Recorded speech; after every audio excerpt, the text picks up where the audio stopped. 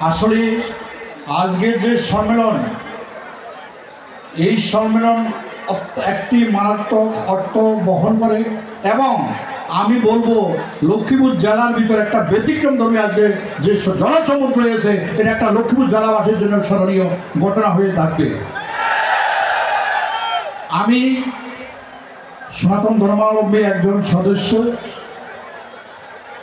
প্রত্যেকের ধর্মকে শ্রদ্ধা জানায় এবং প্রত্যেকের কাছে প্রত্যেকের ধর্মে অত্যন্ত মূল্যবান এবং অত্যন্ত একটা অর্থ বহন করে।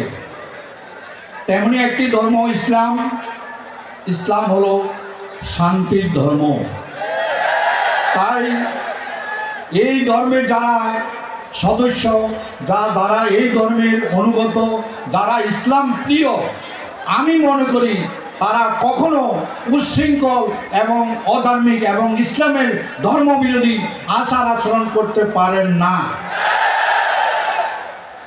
কোনো ধর্মের শিক্ষা দেয় না যে এক ধর্ম অপর ধর্মকে ঘৃণা করুক, হিংসা করুক, এক ধর্মের লোক আরেক ধর্মকে হিংসা করুক বা তাদেরকে অধঃপতন করুক, তাদের ধন সম্পদ লুট করুক বা তাদের উপর কোনো রকম অত্যাচার করুক। এই ধরনের কোনো ধর্ম শিক্ষা দেয় না। যাহা আমরা হযরত মুহাম্মদ সাল্লাল্লাহু আলাইহি সাল্লামের বিদায় হজরত থেকে শিক্ষা পাই।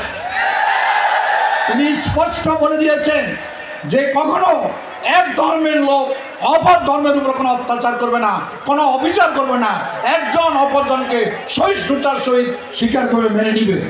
আমি আমার বক্তব্য দীর্ঘায়িত করছি না।